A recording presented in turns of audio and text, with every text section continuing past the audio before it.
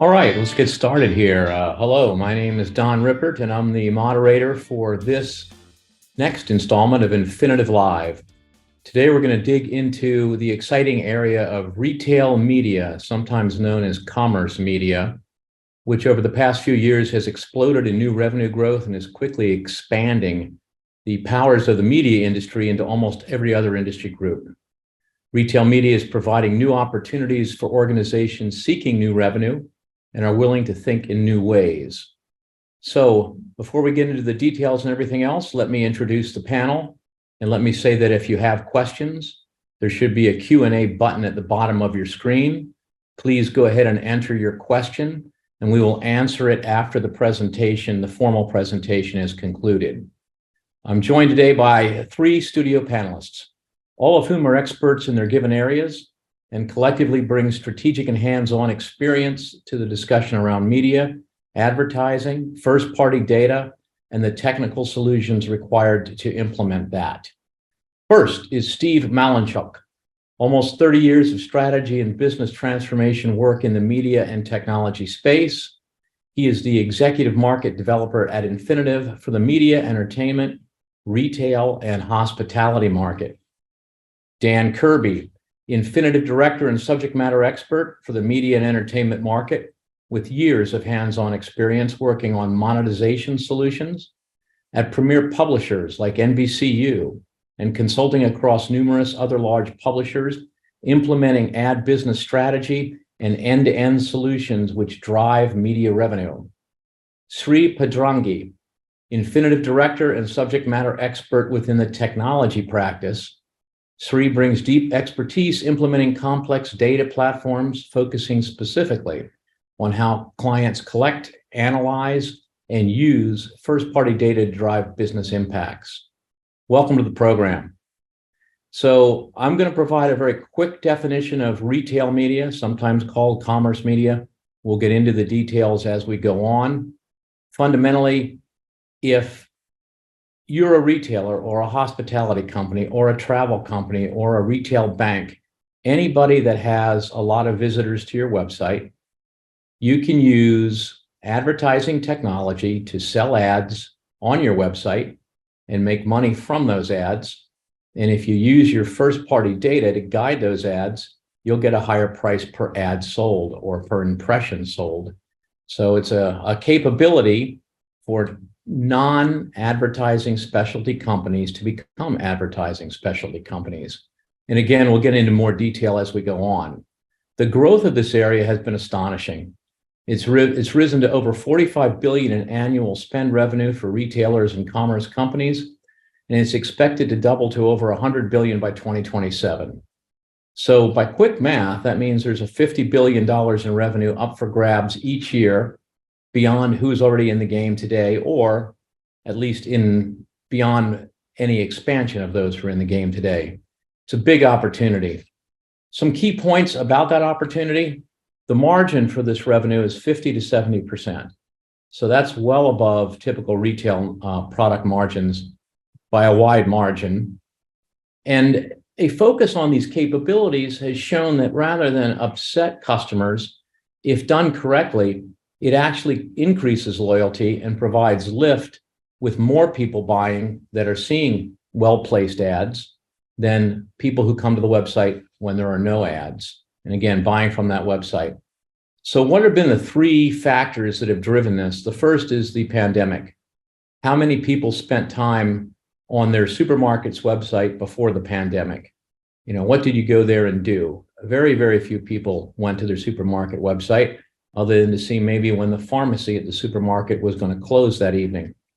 Once the pandemic began, once curbside delivery started, people began going to the supermarket websites, sporting goods companies' websites, the retailers' websites, because that's where you'd order what you wanted so that you could drive up with your mask on and get curbside pickup. Those habits have continued. So websites from retailers, travel companies, hospitality companies that didn't typically get a lot of visitors now get a lot of visitors. Once you have a lot of visitors, you have the raw material to monetize. The second thing was that the death of the third-party cookie. While this is kind of a detailed point, various browser makers and legislation has reduced the ability of folks to put cookies into your browser when you visit sites and then resell those third-party cookies to others so that you can be tracked. That means people that have both visitors and the first-party data to recognize those visitors are at an advantage. And then finally, there's been a rise in consumer privacy laws with at least 5 states coming alongside California and the CCPA policies that are making it much more difficult to sell advertising the old-fashioned way, the third-party way. So if you're interested to learn more, Infinitive published a blog about the rise of retail media, which can be found in the chat. So Steve Malinchak, at the highest level, can you summarize what is retail media to you and how Infinitive summarizes this opportunity? Sure. Thanks, Don. And welcome to everybody. So retail media to us at Infinitive is really at the highest level. It's how we help retailers and commerce companies, how they can better understand and leverage their first party data really to do 2 things. The first is how can they enhance their trusted relationships with their customers overall, as you mentioned, by understanding who they are, how they can deliver better services and products to them. But the second big thing, and what we're really focused on here, is how do they use that first party data to act like a media company, and how media companies drive new business and new revenue streams. And it's really by implementing these solutions that media companies have been using now for literally decades. And it's things that Infinitive has been really focused on with a lot of large media companies in the world and helping them do that. So when we think about retail media, there really are 2 main things or areas that we think that are really brought together, 2 key capabilities that you focus on. The first is, as you can see on the screen, it's all about, as we've talked about already, sort of your first party data and those solutions, what it takes to bring those things together. That is the new gold in this whole piece. But then the second thing that you add in is it's all around how do you deal with your ad business solutions. So for us, it's tying those 2 key things together, and that's how we really think of retail media. All right. Now that we've had a basic definition of retail media put forward, I think it's time for our first polling question. And so those of you that are tuned in, please feel free to answer these questions. The question is, as a retailer or commerce organization, how mature is your business in driving revenue in the retail media space today? The possible answers are, what is retail media? Meaning you're not too confident in it, that you've started with some pilots, that you're running a media network, but it's early days, or we're there, we're making money, and we're ready to scale.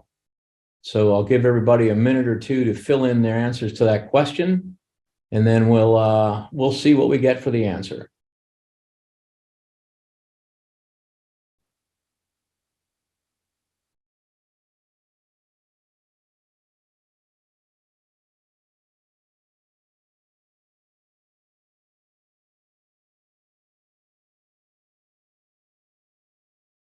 All right, we're going to end the poll and share the results. Pretty much everybody was in the first 2 categories. What is retail media, or that they've started with some pilots. About 40% asking what is retail media, and about 60% have started with some pilots. All right. Let's continue here. So if I'm a retailer that's not familiar with how to, as you say, act like a media company to drive new revenue, how do you help organizations along that journey? Because it seems like most of the people in our audience who took that poll are interested enough to attend the webinar, but not particularly experienced with retail media. Steve? Sure. So yeah, it sounds like early days overall, and I think that's sort of what we're seeing when we're talking with a lot of retailers at even different conferences and those sort of things. That this is new. It is a new way to think and how to use this first party data. So what we've sort of put together here is something that's really easy in helping the conversation and helping the understanding get going around those early days discussions.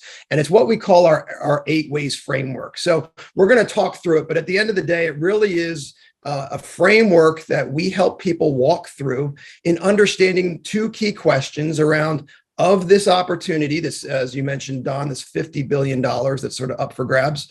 What is the opportunity of me as a retailer in getting involved in this? How much of that is really there, depending on what I do? And the 8 ways really helps me understand what is the scope, what are the different ways that I can make money as acting like a media company. So I think we're going to go through that now, but it really is to help you understand what is the scope for you. All right. Well, let's get cracking on the 8 ways. And the first of the ways is access to first-party data for analysis and activation. So this is part of the ways that a typically non-advertised selling company can sell advertising. And we'll get into it being a little more complicated than that, but that's the basic. Keep that in mind. So Sri, access to first-party data for analysis and activation. What's that about? Thanks, Don. So first-party data, I think, as Don and Steve have touched on, is the foundation for a retail media program, and this data is particularly valuable to marketers, marketing gold, in fact. So, why is this the case? Why is it so valuable to marketers? One is the reason that Don briefly touched on, that due to trends like cookie deprecation and privacy regulations, it's becoming much harder to track consumers. So that source of consumer behavioral data is kind of dwindling. So retailer first-party data can kind of step into that void, and it serves to fulfill some of the requirements that used to be filled by that third-party data. But a more important reason why this is really valuable to marketers is that this is some of the strongest data that you can get, some strongest signals that you can get from consumers about their intent. So the reason for that is the setting in which you're collecting this data. You're collecting this data while a consumer is shopping, when they're engaged with these brands. For example, if, say, I spend like a couple of $1,000s on a Peloton bike, it says a lot about my lifestyle, my interests in wellness, my attitudes towards brands. So you're getting a lot of valuable data because I'm voting with my wallet at this point. Similarly, when I put things in my shopping cart, when I take things out of my shopping cart, I browse product pages. At every one of these points, I'm sending kind of strong signals about the things that interest me. So this is all very valuable data for advertisers or marketers. And if we are doing a good job of collecting this data, we're sitting on a gold mine that could be used for targeting very engaged customers. So retailers already probably collect a lot of customer data. So you might be asking, what's different now? What should you do differently as a retail media company? So if you think about how you're collecting data today as a retailer, the data attributes that you collect are more driven by your operations, like retail operations, and your internal marketing initiatives, like whatever is important for that. Now you have to start taking a broader view of this, what this first-party data should be, because this data is now going to be used by advertisers to do their segmentation and targeting. So you need to paint a much broader 360-degree view of the customer for that. And then you have to put together the infrastructure to do secure collaboration with your advertisers, where you can share this data with them while complying with all these privacy regulations, so that you find a really good way to send marketing messages to your customers. All right. Well, thank you very much, Sri. And everybody realizes that retailers, just to pick one example of commerce media, have a lot of first-party data. They had it before the pandemic based on their loyalty programs. But once people started shopping online and buying online, then it didn't matter whether they wanted to be in the loyalty program or not. You had their first-party data because they had an account with your organization, with your store. So we've got the first-party data. We're thinking about how to use it for activation. And now, what are we going to activate? Number 2. E-commerce advertising, sponsored search, display video. Dan. Yeah, thanks, Don. So, as Don had mentioned a little bit earlier, the last couple of years really saw this acceleration in e-commerce and people becoming a little bit more comfortable purchasing and shopping in an online environment. And so, with that influx of traffic and eyeballs, it allows for retailers to really monetize in a way that has always traditionally been done on the publisher side. So, when we're talking about this type of advertising, it's things like banner advertising on a website. So as I'm sure you've seen before on maybe the top header or the right rail of a website, things that, like video advertising, or even importantly, search advertising. So if you have, let's say a product search query on your site, somebody goes in and types a product that they may be looking for. What you can sell to advertisers is sponsored posts to sort of make sure that they're coming out to the top of that query and increasing their discoverability that way. One of the things that we talk to a lot, or we've always traditionally talked to on the publisher side when it comes to monetization, is building an environment that is both organic to the consumer as well as personalized. And so, I think retailers really have a very unique value prop in this, where not only, as Sri talked about, they're collecting a lot of valuable data that is valuable to the brands and advertisers looking to advertise on their site, but also proximity to point of sale. When a brand is coming in and looking to advertise in this environment, it's not about necessarily a brand awareness where, if somebody makes a purchase decision, a week from now or a month from now, you're engaging with the consumer at the point of transaction when they're making product decisions. And that really holds a lot of value for brands and advertisers. All right, excellent. Yeah, so a publisher, if people aren't particularly familiar with that terminology, a publisher might be, as an example, a news organization that hires reporters to write stories, puts them on a website, and then attracts people to the website, whereupon they sell advertising to third-party companies so that the people attracted to the website can see it. So then retailers don't have to hire reporters. They already have people coming to their website, and it's a matter of monetizing those people that are coming to the website through on-site advertising. But isn't there an off-site marketing capability, which is number 3 on our list of 8? Yeah, absolutely. So I think, a challenge that has sort of long existed when you bring in audience segmentation and personalization is that, the value of a highly personalized ad is obvious, is sort of somewhat evident or self-evident, but you're always going to deal with this trade-off of scale and reach. And so where we see a lot of, or kind of what I would say is a somewhat of an established tactic on the publisher side that really fits well in this space as well is to have an audience extension play. So essentially taking the audiences that you're selling, that you're segmenting on your owned and operated site, and when you need to find additional inventory to satisfy kind of the full buy of an advertiser, essentially acting as a buyer on behalf of that brand, and finding those audiences in the greater internet ecosystem. So that would largely be offsite. So if they're buying an audience, let's say you want to find somebody that is in market for pet food, you might be able to find them on your own owned and operated site and segment there, but you're also able to find them, let's say maybe they're on the New York Times, and you're bringing your data to the table as a value prop and extending their reach by kind of expanding that campaign outwards. And like I said, kind of acting on behalf of the brand and buying for them. Interesting. So not only am I advertising on my site, but I'm advertising on other people's sites as well, and therefore making myself more valuable to whoever's buying that advertising. Very interesting.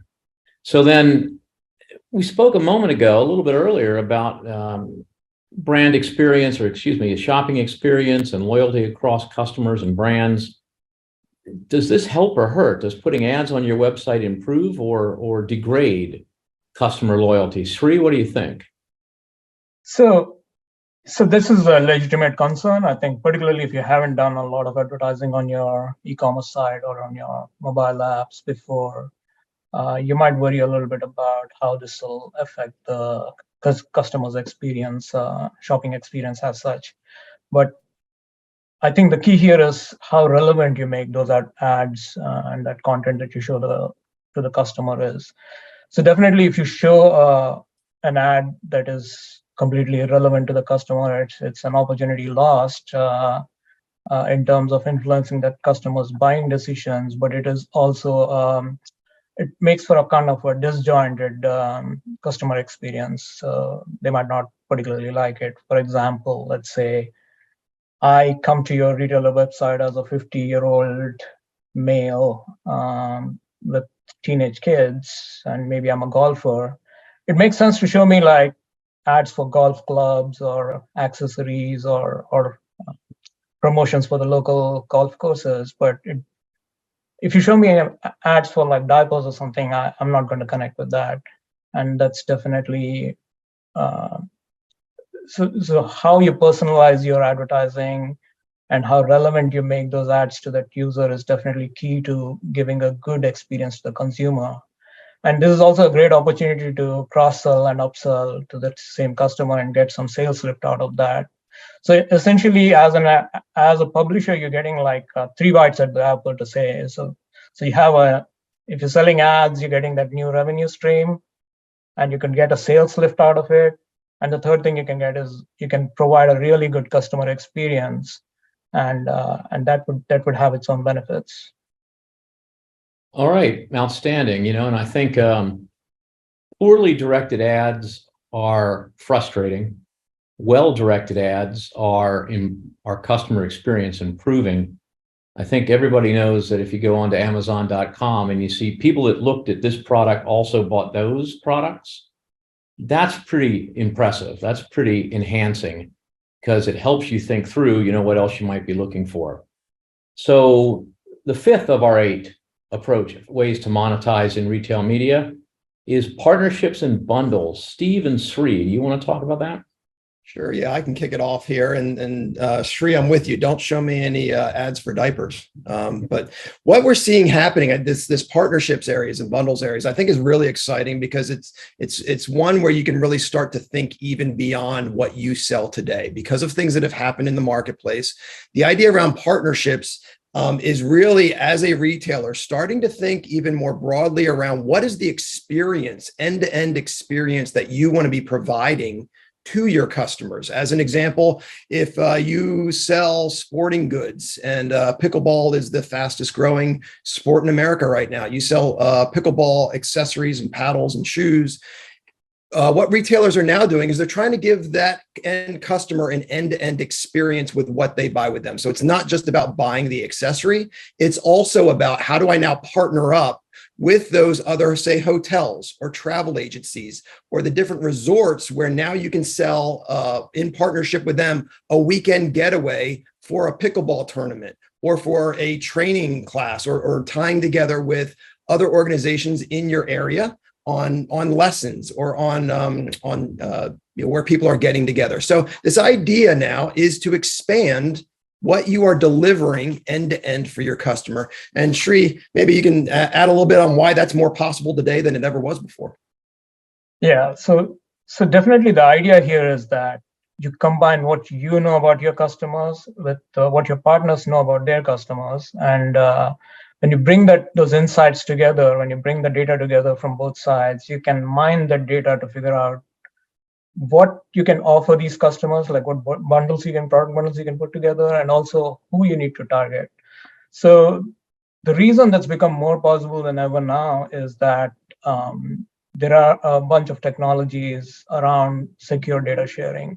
Particularly, you'd hear about data clean rooms, which are basically a technology solution where you can share your first-party data with your partner's first-party data. You can bring them together on one platform, and you can mine that data to find these associations and to market to audiences. Like you could look for overlaps in audiences between you and your partners, and you can not only craft those partnership bundles, you can figure out how to market to them as well.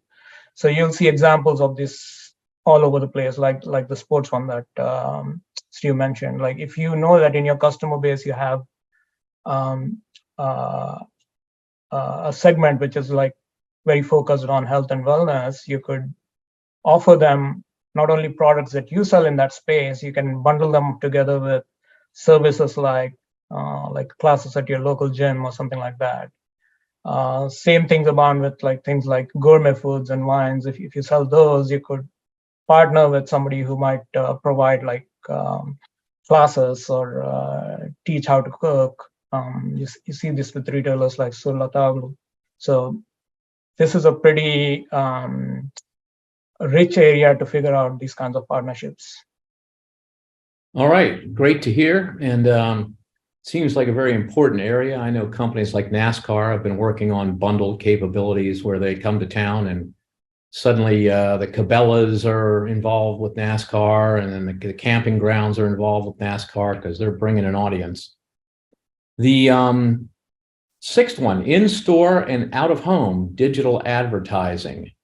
This is kind of an interesting one. Steve, why don't you talk about that? Yeah, and I think we're seeing the rise of this quite a bit now. I mean, screens are now popping up everywhere, but certainly when you think about it, wherever you have now a screen, if you're going to think as a media company, wherever you have a screen, there's an opportunity there to engage with your customer and then ultimately provide them additional, ad opportunities for the brands that want to connect with the eyeballs in front of it. I know even at my own grocery store, I now check out. We all check out on on a screen. Screens are popping up in aisles. Even I know that there are organizations where if they sell a whole rack of TVs, what is actually showing on that TV at a given time is also opportunity for those things to be sold. So it's this out of home opportunity that can be blended into what you are selling to selling off to a brand. But then probably the most important screen that we all have in our with us when we are now shopping in stores is the phone in our pocket. And so being able to further connect, and there are capabilities now around sensors and beacons of knowing where you are and ultimately connecting you to that screen on your phone. So getting more into those ideas is another place where where retailers can expand the opportunity to show somebody the right brands. Yeah, no, outstanding. And I see a lot more screens these days, it seems like, out in the public view at bus stops and elsewhere. Yeah. So number 7 on our list of 8, video and streaming storytelling. This will be very interesting. How does this relate to our 8 ways? Yeah, well, in one way, it goes on top of what we just talked about. With more screens comes more the opportunity, and it kind of ties even back to the partnerships of storytelling. We're seeing that more and more retailers, whether it's on their website, but also on those screens in their stores, telling a story to your customers, again, engaging them in not just what you are selling, but in what it feels like, or what is the community like that buys certain products. That builds loyalty. So we saw both with the pandemic in media. So here's something coming from media where the rise of streaming media, the rise of how to tell more and more short form stories, and how people are now consuming a lot of their video, those things all went through the roof. And now here's an opportunity where retailers should be thinking more broadly around how can I tell my stories in front of the eyeballs of my customers in a way where video, again, going back to they have a mobile phone in their pocket. How can I tell more stories and engage with them more through video? And we're seeing it happening now. Good deal. Yeah, I think the storytelling style brands are very interesting. But let's move on to our number 8 and final way to monetize in retail media: optimize influencer and affiliate social campaigns. We talking about like a social media influencer here, Steve? Yeah, believe it or not, this is now also in this. Probably wouldn't have been in this talk a couple of years ago. But if you think about where people have shown ads in the past, it goes all the way back to early newspaper or radio, and then it was billboards, and then it was on TV. All things that we've seen. Then you had the rise of digital, and people were if you had a website or an app, this was then again being able to provide ads on those platforms or those devices. Well, where we are now, and I actually have a daughter who told me more about this because she became an influencer. She ends up having retailers who will send her products for her to show on her social media posts.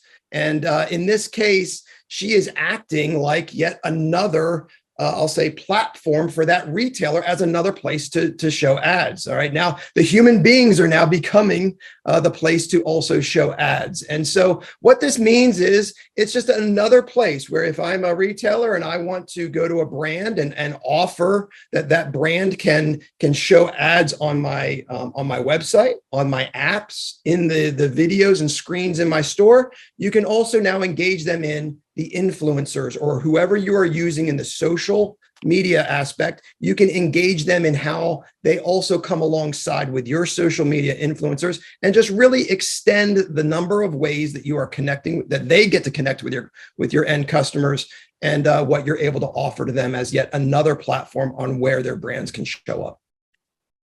All right, very good. Thanks for the overview. That's the end of our 8, but it does seem to provide a full scope of what's possible when thinking about the revenue opportunity, especially if you're just getting started on the retail media journey. So as we begin to move into the systems and architecture work, in other words, not why to do it, but how to do it, we are going to start with a focus on the retailer's first-party data. I mean, that's the difference between putting a blind ad that probably doesn't apply to the person seeing it versus a targeted ad that does apply to the person seeing it. It's the difference between charging very low on a CPM or cost per impression basis to charging quite a bit for a cost per impression basis. But let's take since first-party data is front and center, let's take a moment and go with our second polling question. And the question is, how confident are you in your first-party data and the data platform it runs on today? And to be very confident, your data should be consistent, timely, consolidated, and accessible very fast, because the ability to place an ad at the moment when the ad needs to be placed means that your database can have almost no latency. So an excellent database would be an answer that says, yeah, we got it all. So the possible answers are, I don't know. The second one is, well, we have data, but I don't trust it. The third one is, it's in siloed systems and we bring it together with spreadsheets. Fourth one is, it's captured on a platform, but we don't fully leverage it. And the fifth answer is, we have a consolidated customer 360 degrees and we use degree database and we use it well. So let's see what we're getting here. Give a minute for the answers to come in. Yeah, kind of like I expected. Nobody believes that they have no idea where their first party data is, which is good to hear. And then nobody believes that they have data, but they don't trust it. So the data is there. Unfortunately, the majority of the answers are around the third question. It is in, or third answer, it is in siloed systems and we bring it together with spreadsheets. Some answers as well in the fourth, it's captured on a platform, but we don't fully leverage it. Nobody believes that they've got a consolidated customer 360 degree view and use it well. So, all right, thank you. It looks like there's some work to be done in this. Let's move on to the how. We've talked about the what, now let's talk about the how. Dan, can you give us an overview of how a retailer would fit into the existing media ecosystem? I guess the good news is media companies have done this for years. So the business processes don't have to be defined from scratch. How does a retailer take advantage? How does a retailer adapt to those new business processes? Yeah, absolutely. Thanks, Don. Yeah, so it's exactly as Don said, right? I think this can be a brave new world for a lot of retailers, but really, there's an established marketplace of how a lot of this data and advertising is transacted. So, we do want to kind of take some time here to show how retailers can really seamlessly integrate into that marketplace. But just as sort of a frame of reference here, right, we kind of have a very simple view of what, the existing marketplace looks like from an advertising and kind of supply side perspective. So all the way on the left here, you have the advertisers and brands. They are the ones that are certainly buying the advertising. That's then coming through this central marketplace, and that can be transacted in a more of a programmatic or kind of automated way, or it can be hand sold or direct sold, as well. All the way on the right side, you have kind of the inventory supply. So these are what we would kind of call our traditional publishers or networks. They have been the traditional ad sellers in this space for most of its existence. And all the way on the bottom here, you have the data providers or DMPs. So, as we talked about, kind of the notion of personalized advertising is very valuable to brands. It's been done in the past. It's largely been done with third-party data, which, as we've talked about here, isn't exactly ideal.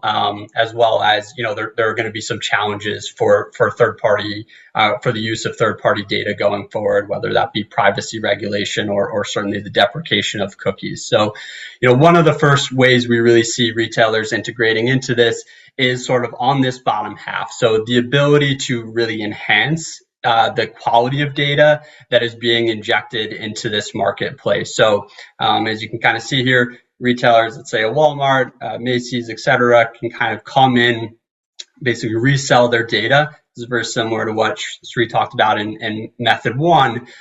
Into this marketplace, it can get picked up by the variety of different technology on the buy side or the sell side to be able to be activated on by the brands when they are transacted in this marketplace. So one kind of primary mechanism of monetizing for a retailer is to be able to just truly monetize the data, kind of surface it up into this marketplace, get paid for the use of it by advertisers or publishers themselves.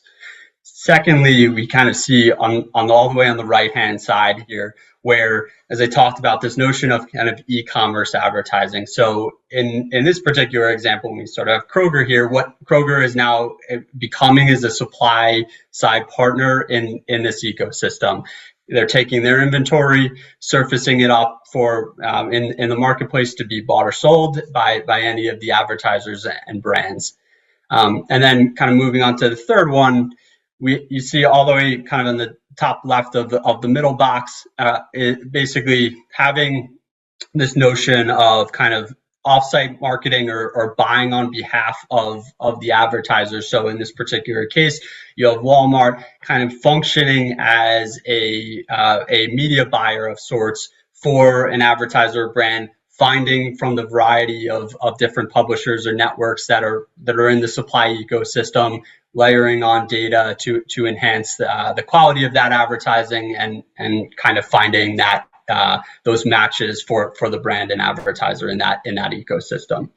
And then finally, we have this direct partnership that can exist between retailers and brands. So I think a number of the kind of 8 ways touch on this, but the idea of sharing kind of back and forth directly with a brand that there's a mutual benefit of ultimately trying to either if it's a consumer product to sell that good, and the retailer is obviously trying to increase sales as well. So those partnerships and the ability to enhance kind of both sides of the equation, are really important here, and that's ultimately going to happen through those direct partnerships. All right, now outstanding. I guess you have a certain number of people coming to your website if you take the number 2 method of monetization, and there are a number of slots for each session of the person on your website where you can sell an ad. And if you got the right business process in place, you'll have advertisers, those who pay you, sending up an inventory of ads they want displayed, and you've got an inventory of slots on which to display them. And that's kind of the business model of classic publishing advertising. But what about the technical side of it? Sri, what do we have to do to get the first party data architecture in place? Yeah.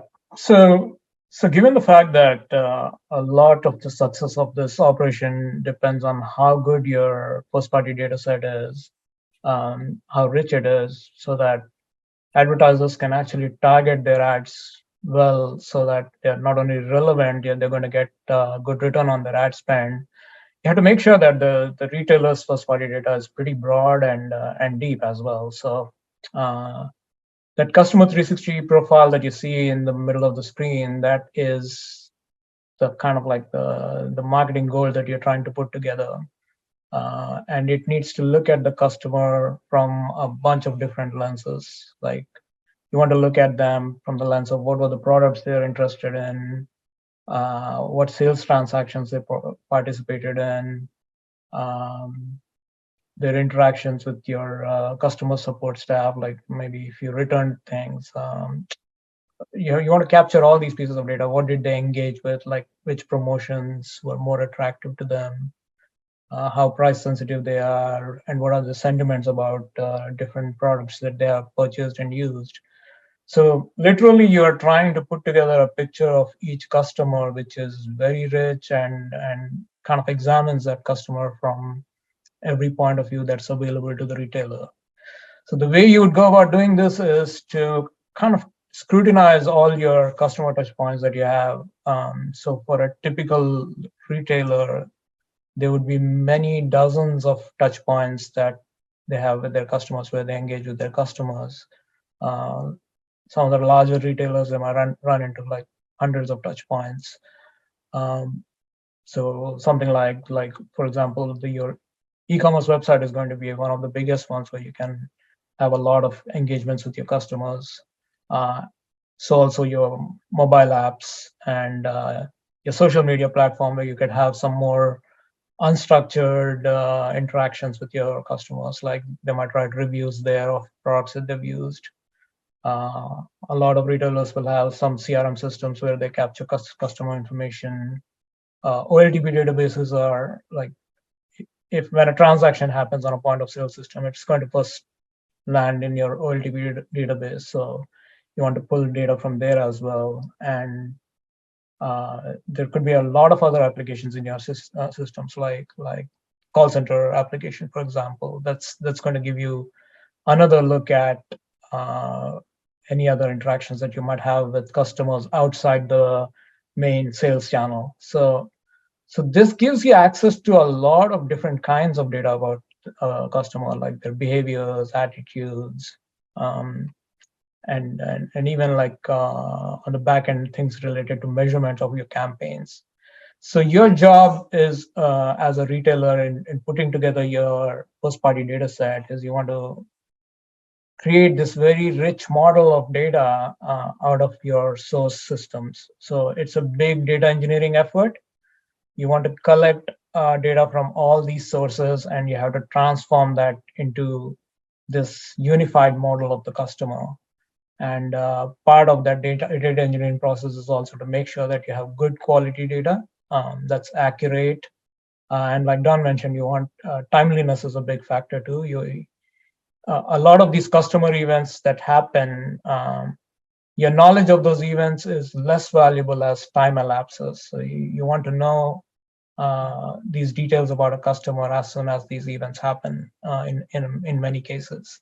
So latency is also important. So you want a data platform which can absorb that data pretty quickly and make it available to your advertisers.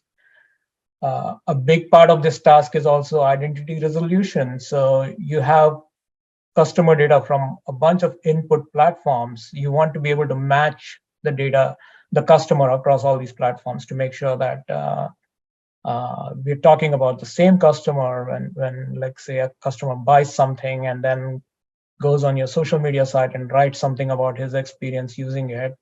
You want to make sure that you're matching that customer so that you capture that entire journey. And you might also want to enrich this data with other computed data, like your data science part of this thing could be like computing things, attributes about a customer that are not directly visible from the data, like computing promoter scores and stuff like that. So once you put together this very rich 360-degree view of a customer, then it's time to share this data potentially with your advertisers in a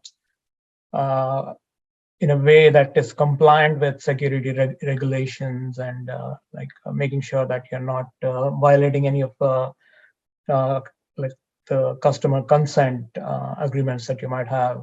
So you might do this in a data clean room where you allow your advertisers to bring their data and you can push your first-party data there, potentially combine it with third-party data from other sources.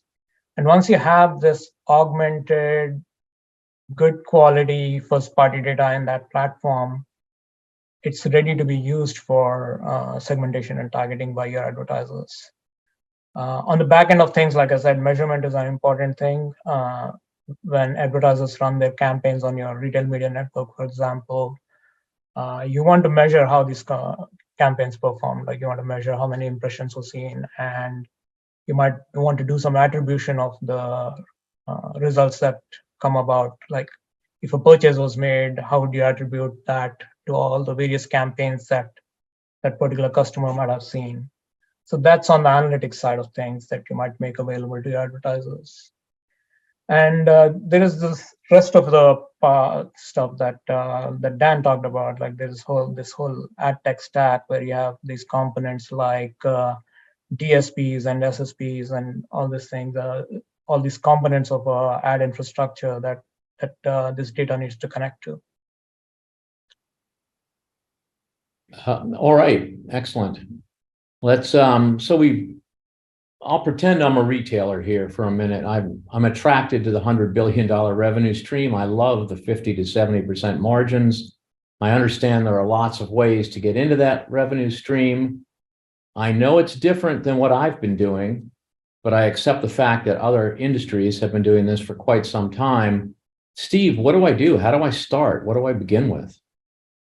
Yeah, thanks, Don. And yeah, I think that's where we're seeing a lot of people. Really, there's a number of, say, initial large companies that have been leaders in this, but I think there's a vast amount of people where this is new. And so what we are doing with it here at Infinitive is helping people really in answering what we hear a lot is what are those first two questions? And I go back to the first one I mentioned before of what is my opportunity? So it's to help people answer that first question of what is the opportunity? So we will sit down with you, and in a very short period of time, a short analysis, we help take you and your stakeholder groups through really the 8 ways framework that we talked about. It's a way to help you understand and identify which of these 8 ways are going to be the lowest hanging fruit, but also highest opportunity for you because of how you want to go to market based on what systems you have, based on what data you have. We can help walk you through that framework and identify first, what is the opportunity for you so that you don't go diving into something and come to find out later that maybe it wasn't everything that you had hoped it was going to be. Because the other thing around that is we're going to help you also identify the second big question of, okay, there is an opportunity for me. What do I do next? So really those 2 key questions, really get into this first number one. If this is new to you, we will help you build out that media business plan. We'll help you answer the questions of recommendations around how big is the opportunity, what's the ROI on moving forward, and what's the roadmap. I like to call it the 3 R's, so you know what to do next.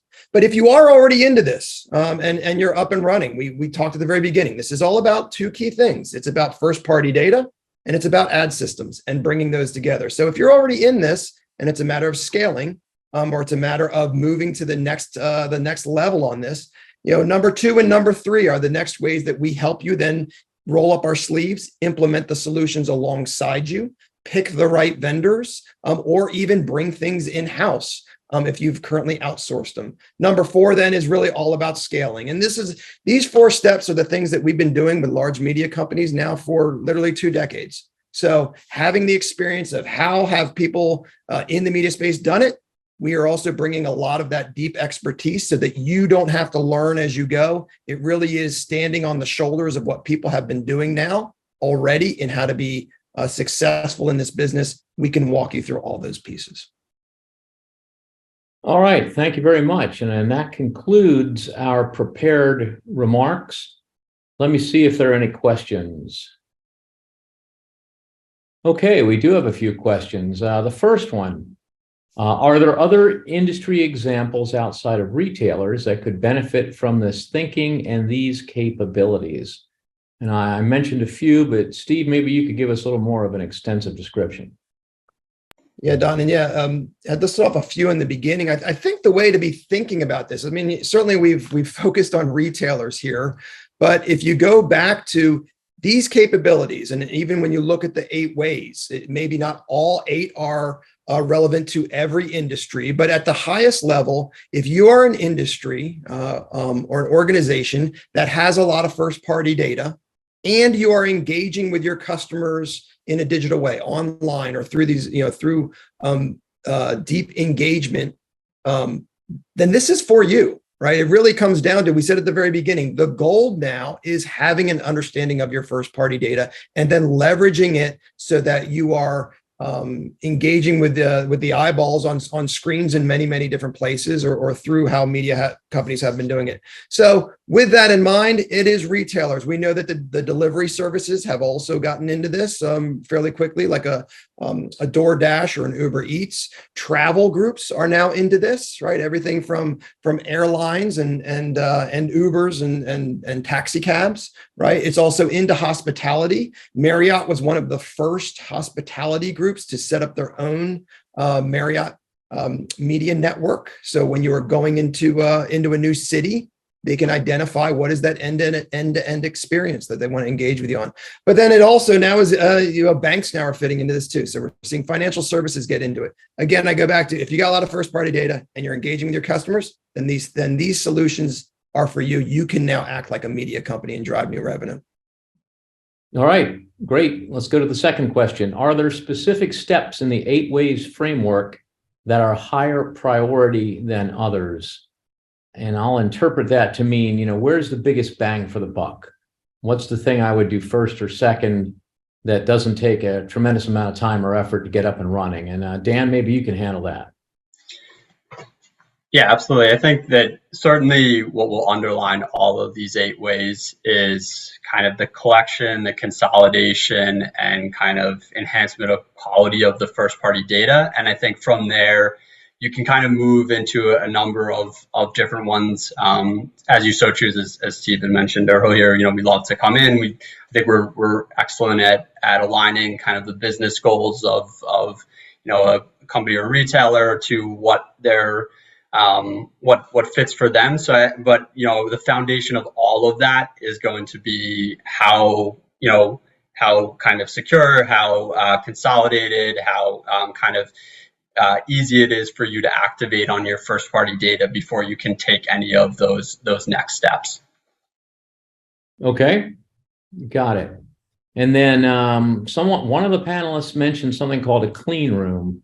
What does a clean room do, and why is it important in retail media? Sri, I believe you were the one who mentioned clean rooms, so why don't you take that one? Yeah, so data clean rooms are a technology solution for doing secure data collaboration. So we talked about a number of use cases throughout this presentation where you have put together this rich first party data, and you might have either advertisers like brands might have their first party data, or you might have partners with whom you're exploring bundling opportunities. They might have first party data. So you want a solution where you can bring together these 2 data sets, maybe yours and your partners, to do more analysis on that data, or to mine that data to find more value. And you want to do that without violating any privacy concerns or any regulations. So you want to put a lot of guardrails around how you can share this data. So this is what data clean rooms do. They provide you that scaffolding where you can make sure that you're not sharing any sensitive data with your partners while still providing valuable data sets that you can mine together. Got it. So you can use third-party data without running afoul of the CCPA or any of the other regulatory frameworks in place to assure privacy.